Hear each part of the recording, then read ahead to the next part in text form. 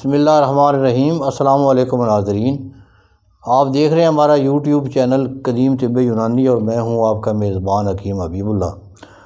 محترم ناظرین، پچھلی ویڈیو میں نے جوڑوں کے درد کا نسخہ دیا ہے۔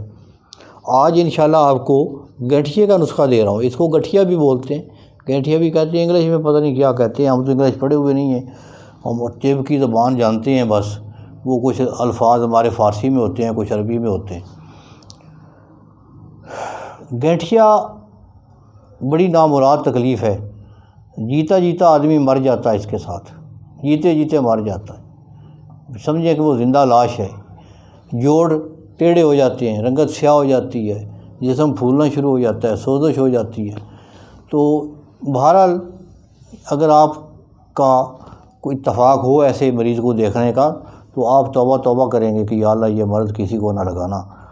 نہ آدمی بیٹھ سکتا ہے، نہ لیٹ سکتا ہے، نہ چل پھر سکتا ہے، ایسے لگتا ہے کہ کوئی چھریاں مار رہا ہے جوڑوں کے اندر، یہ چھوٹے بڑے جوڑوں کے اندر کوئی چھریاں مار رہا ہے۔ یہ ایسی تکلیف، ایسی یہ موذی تکلیف ہے۔ تو اس کا نسخہ نوٹ کر لیں۔ آک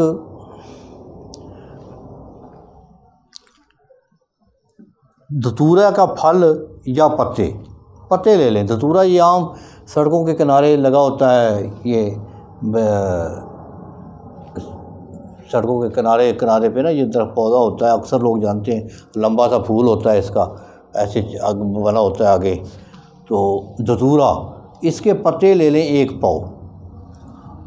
آک، جس کو آک بھی کہتے ہیں، یہ بھی عام ہے، سڑکوں کے کنارے لگا ہوتا ہے، اس کے پھول لے لیں 1 پاؤ۔ نیم کے پتے لے لیں 1 پاؤ۔ نیم تو عام ہی درخت ہے ہمارے ہاں، تازہ پتے لینے ہیں۔ کنڈیاری وہ نا یہ زمین پہ ہوتی ہے بچھی ہوئی، اتنا پودا ہوتا ہے اس کا لمبائی میں تقریباً، تو اس پہ کنڈے کافی ہوتے ہیں، اس کو کنڈیاری کہتے ہیں، کٹائی خرد کہتی ہیں اس کو یہ ہماری طبی زبان میں۔ تو اس پہ چبڑ لگتی ہیں، یہ پنجابی کا لفظ ہے چبڑ، وہ اتنے موٹے ہوتے ہیں، جس طرح ہندوانا ہوتا ہے نا بڑا، یہ چھوٹا سا ہوتا ہے، اس کی طرز کا ہوتا ہے، اس کے اوپر بھی وہ لکیریں لگی ہوتی ہیں، چبڑ بولتے ہیں اس کو۔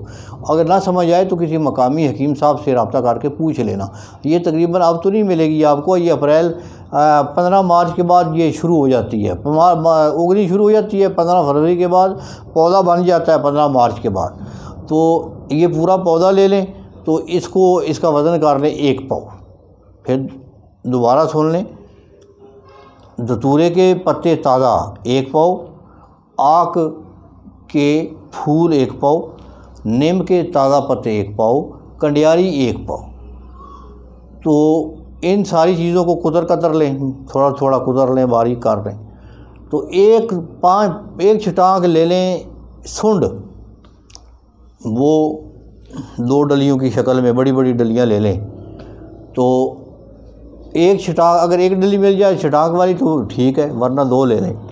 تو ان ساری چیزوں کو وہ ڈال دیں، سنڈ کو بھی اس میں ڈال دیں، دیچکی میں 4 کلو پانی ڈال دیں، پاس بیٹھ جائیں، آگ جلا دیں، درمیانی آگ ہو، نہ دھیمی ہو نہ تیز ہو، تو پانی پکتا رہے گا۔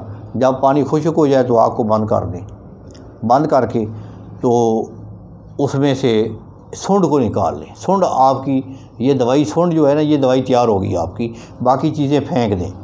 سنڈ میں اب ایسا کریں کہ دیسی گھی لے لیں، اگر گائے کا مل جائے زیادہ بہتر ہے، ورنہ بھینس کا لے لیں۔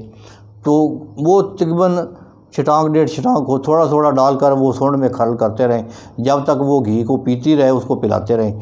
جب پینا بند کر دے تو اس میں ڈالنا بند کر دیں۔